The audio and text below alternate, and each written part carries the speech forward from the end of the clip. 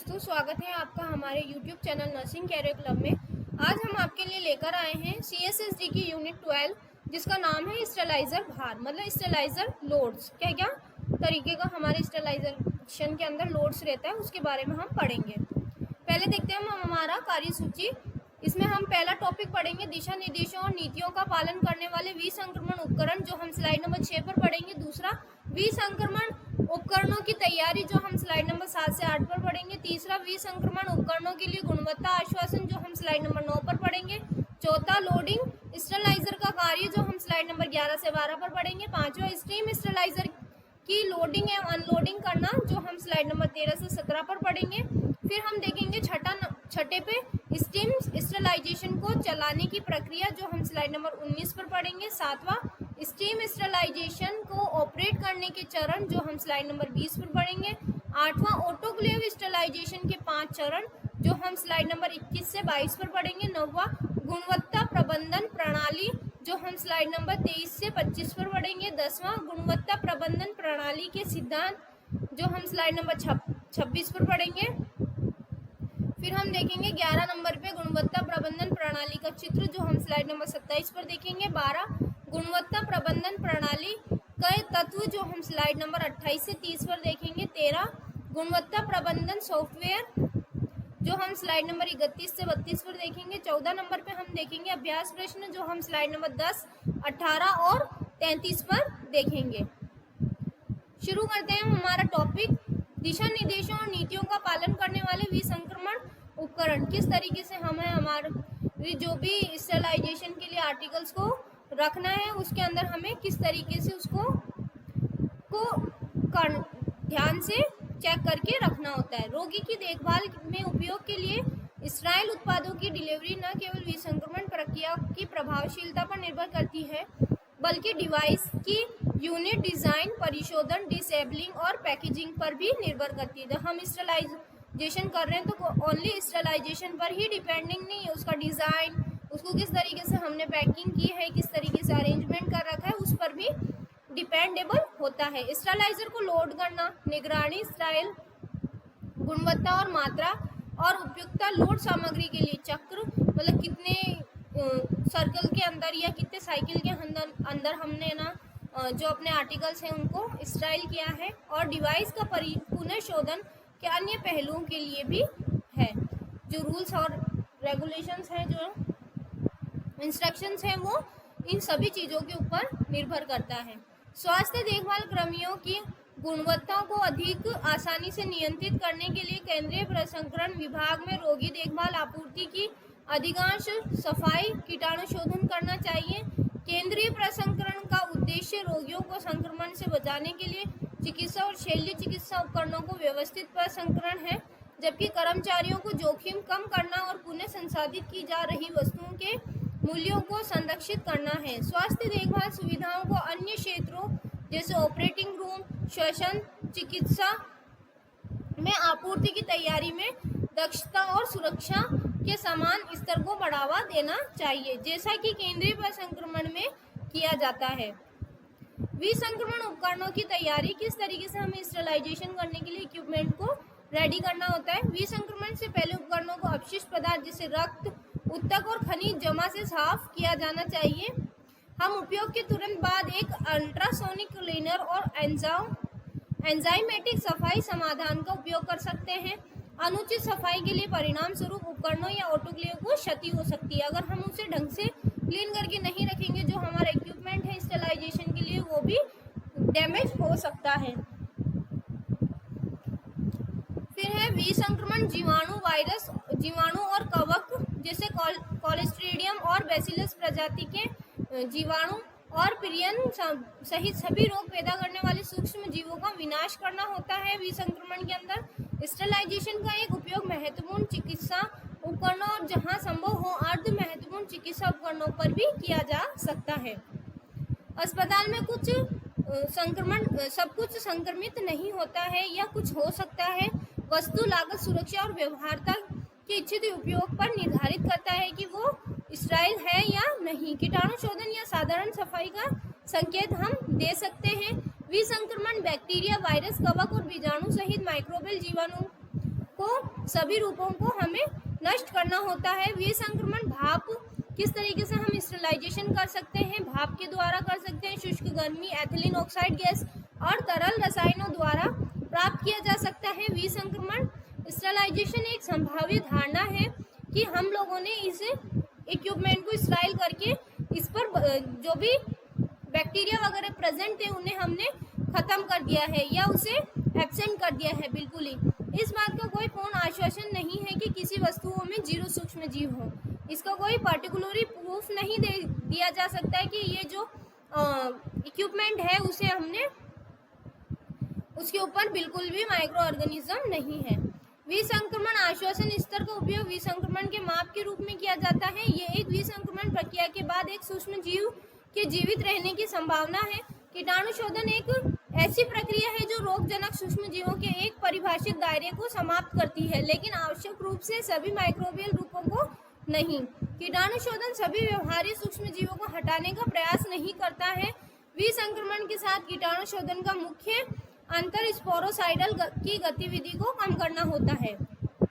विसंक्रमण उपकरणों के लिए गुणवत्ता आश्वासन। विसंक्रमण सुनिश्चित करने के लिए गुणवत्ता आश्वासन पुनर्प्रसंस्करण अभ्यास ऑडिट किया जा सकता है। मतलब हम ऑडिट कर सकते हैं कि हमने पहले इतने आर्टिकल्स या इक्विपमेंट्स को स्टाइल किया था और उसके बाद में कितने इक्विपमेंट्स स्टाइल हुए थे। ऑडिट करने पर हमें पूरी तरीके से नॉलेज हो जाती है। सफाई प्रक्रियाओं को नियंत्रित आधार पर ऑडिट करना चाहिए। ऑडिट के परिणाम स्वरूप किसी भी अनियमितता और चिंताओं से निपटने के लिए एक गुणवत्ता सुधार प्रक्रिया होनी चाहिए। अभ्यास प्रश्न, गुणवत्ता प्रबंधन प्रणाली क्वालिटी मेजरमेंट सिस्टम के इनमें से कौन कौन से तत्व है? ग्राहक फोकस, नेतृत्व और निरंतर सुधार, उपरोक्त सभी। इसका सही उत्तर है उपरोक्त सभी। लोडिंग स्टेरिलाइजर का क्या कार्य है? लोडिंग स्टेरिलाइजर किसी वस्तु की सतह पर या किसी तरल पदार्थ में मौजूद सभी सूक्ष्म जीवों को नष्ट कर देता है ताकि उस वस्तु को उपयोग से जुड़े रोग संचरण को रोका जा सके।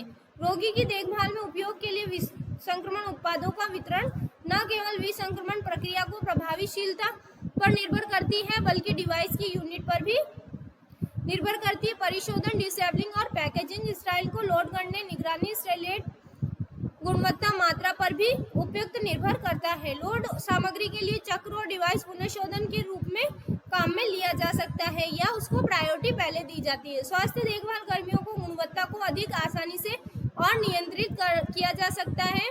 जो CSST डिपार्टमेंट है वो ना कि रोगी की देखभाल करती है बल्कि अधिकांशतः वो सफाई, कीटाणु शोधन और विसंक्रमण को करने में मदद करती है अस्पताल की। केंद्रीय प्रसंस्करण का उद्देश्य रोगियों को संक्रमण से बचाने के लिए विसंक्रमण चिकित्सा और शल्य चिकित्सा उपकरणों को व्यवस्थित प्रसंस्करण है, जबकि कर्मचारियों को जोखिम कम करना और पुनः संसाधित करने की वस्तुओं को मूल्यांकन संरक्षित करने में मदद करता है।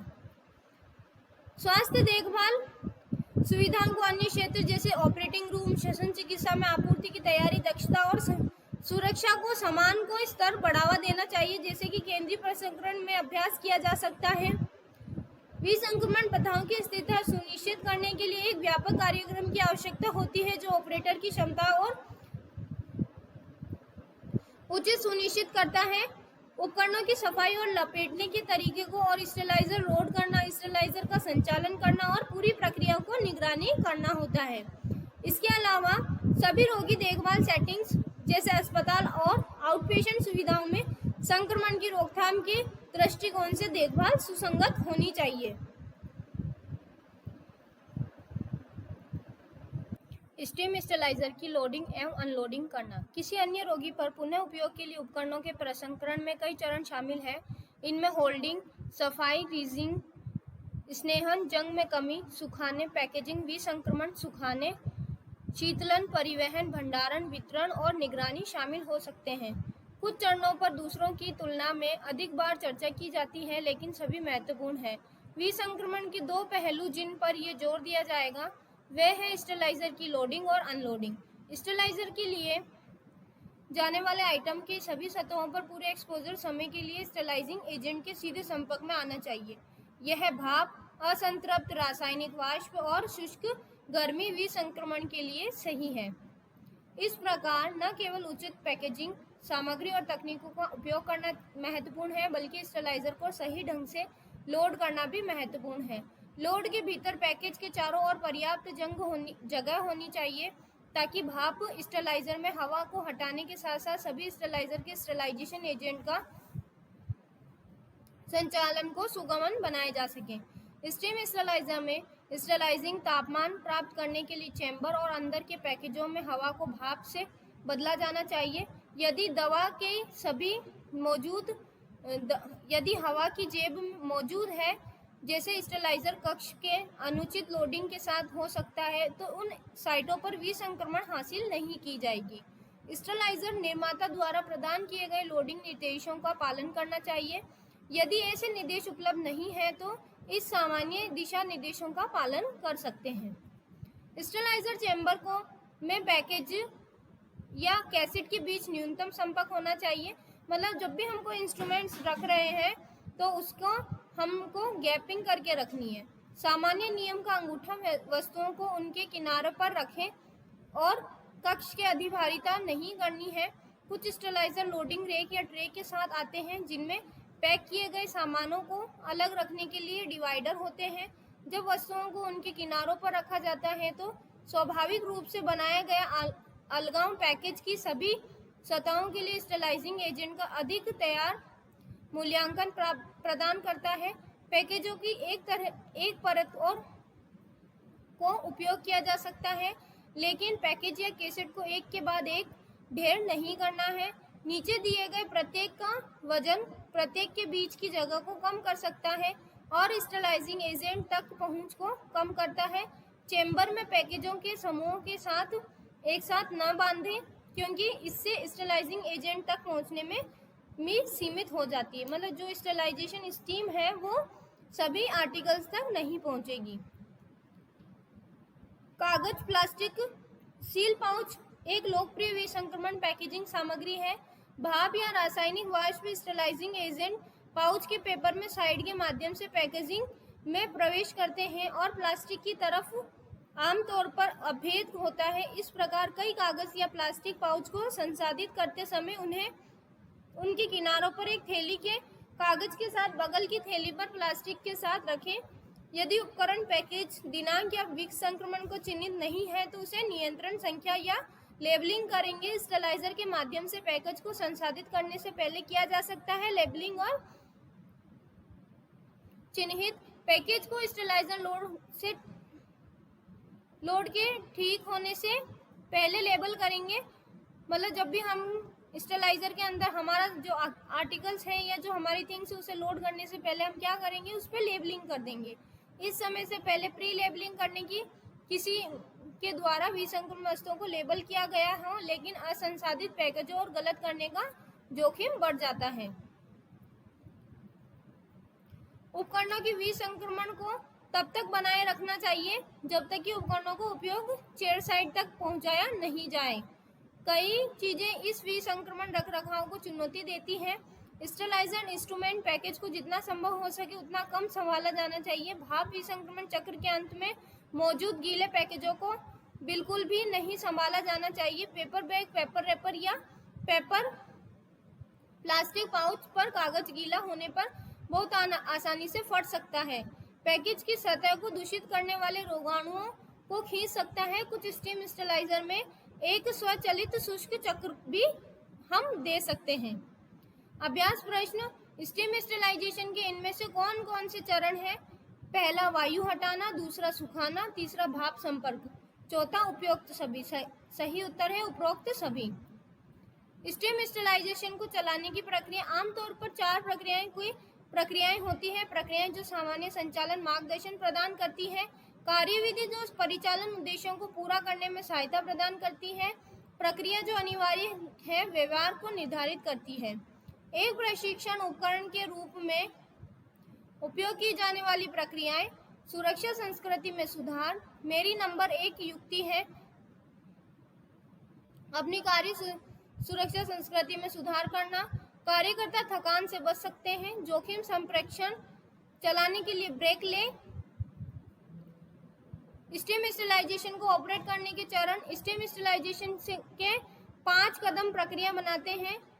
स्टेम स्टरलाइजेशन की प्रक्रिया में से वायु को हटाना, सुखाना, भाप संपर्क, समय, तापमान, दाब या दबाव या नमी।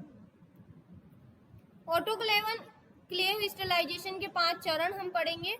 ऑटोक्लेव विसंक्रमण के 5 चरण। पहला, ऑटोक्लेव में निष्फल होने वाली वस्तुओं को रखें और दरवाजा बंद कर देंगे। दूसरे, एक वैक्यूम पंप कक्ष से हवा को चूसता है।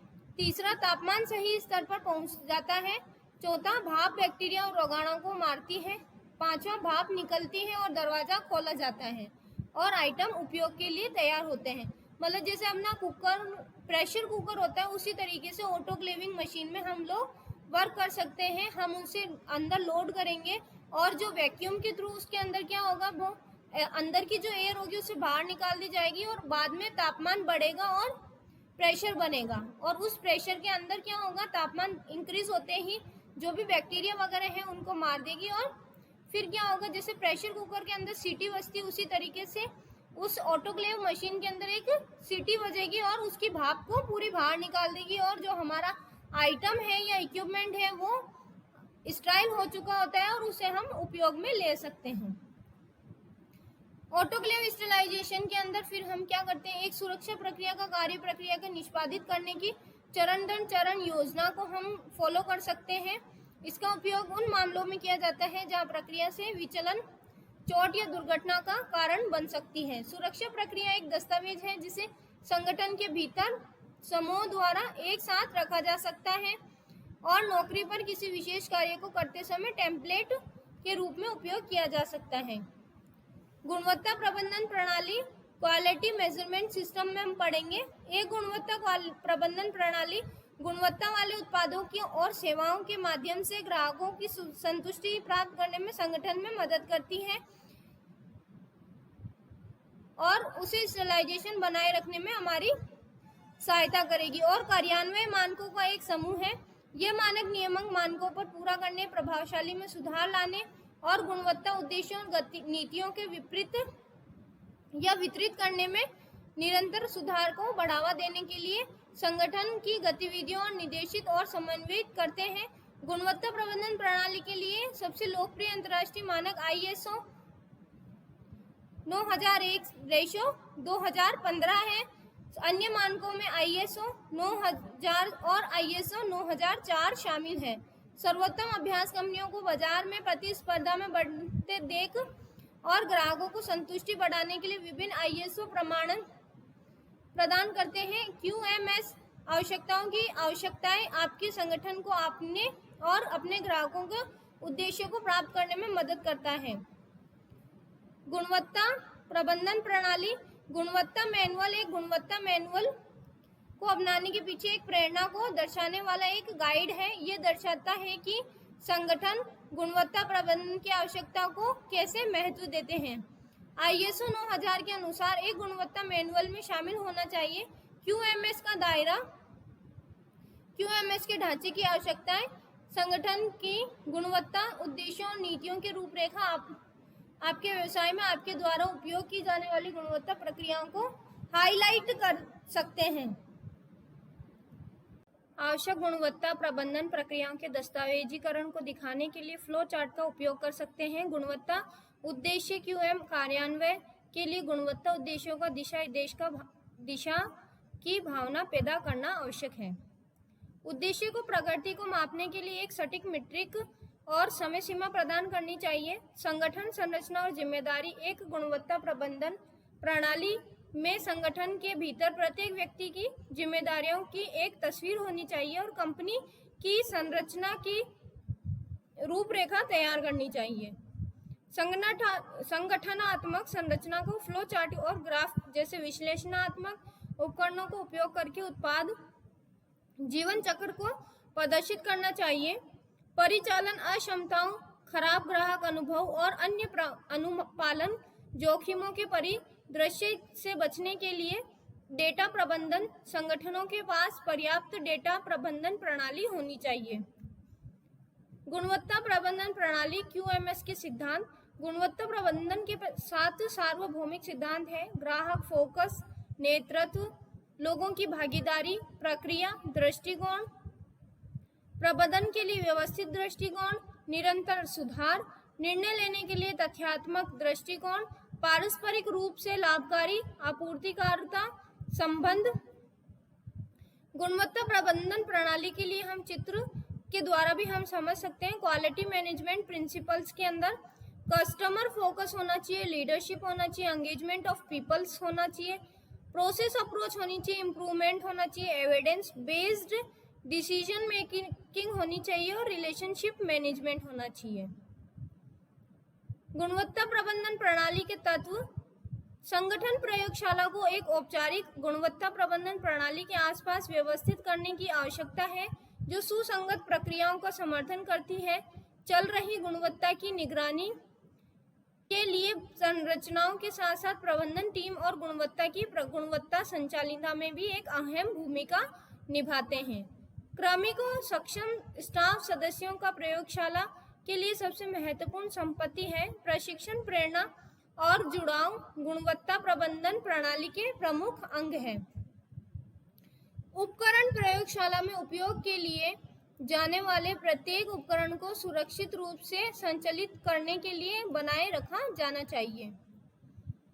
खरीद और सूची आपूर्ति श्रृंखला को उचित प्रबंधन ये सुनिश्चित करने के लिए महत्वपूर्ण है कि कच्चे इनपुट और अन्य आपूर्ति लगातार उच्च गुणवत्ता वाली हो। इन्वेंट्री गतिविधियों सत्यापित करना चाहिए कि सामग्री और आपूर्ति को इस तरह से संग्रहित किया जाता है और जो अखंडता की रक्षा करता है। प्रक्रिया नियंत्रण में परीक्षण के लिए QS प्रक्रियाएं शामिल है जिनमें शामिल है कलेक्शन, हैंडलिंग मेथड, वेरिफिकेशन और प्रोसेस वैलिडेशन। सूचना प्रबंधन प्रयोगशाला QC परीक्षण के परिणाम, रखरखाव रिपोर्ट और अन्य डेटा सहित कई प्रकार की जानकारियों को तैयार करना होता है। इस डेटा को इस तरह से प्रबंधित करने की आवश्यकता है।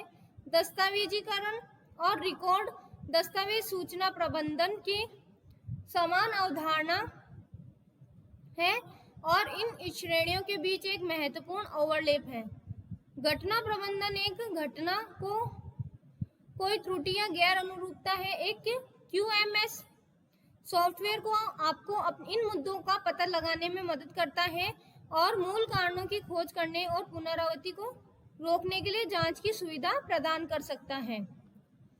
गुणवत्ता प्रबंधन सॉफ्टवेयर है जो गुणवत्ता संबंधित चिंताओं कुशलतापूर्वक और लागत प्रभावी ढंग से संभालने के दौरान विनिर्माण और ERP गतिविधियों को सरल बनाने के लिए आवश्यक तकनीकों को और प्रक्रियाओं, संरचना और संसाधनों की पेशकश करता है। सामान सहिष्णुता के भीतर बनाए जाते हैं, सभी आवश्यक आवश्यकताओं को पूरा करते हैं और दोष को मुक्त करते हैं।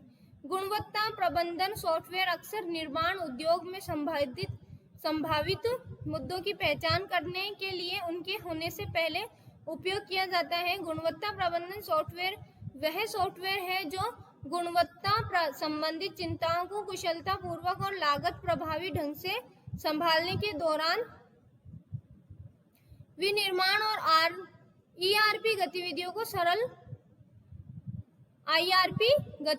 सरल बनाने के लिए आवश्यक तकनीकों, प्रक्रियाओं, संरचना और संसाधनों की पेशकश करता है। सामान सहिष्णुता के भीतर बनाए जाते हैं, सभी आवश्यक आवश्यकताओं को पूरा करते हैं और दोष मुक्त होते हैं। गुणवत्ता प्रबंधन सॉफ्टवेयर अक्सर निर्माण उद्योग में संभावित मुद्दों की पहचान करने के लिए उनके होने से पहले उपयोग किया जाता है। QMS का चित्र क्वालिटी मैनेजमेंट में क्या होगा? कस्टमर सेटिस्फेक्शन स्टैंडर्ड्स और रेगुलेशन होने जरूरी है। अभ्यास प्रश्न, स्टरलाइजेशन से पहले उपकरणों में जमा होने वाले अवशिष्ट पदार्थ कौन कौन से हैं? पहला रक्त, दूसरा उत्तक, तीसरा खनिज जमा, चौथा उपरोक्त सभी। सही उत्तर है उपरोक्त सभी। Thank you. आपको हमारा वीडियो पसंद आया होगा, प्लीज लाइक, शेयर और सब्सक्राइब करें।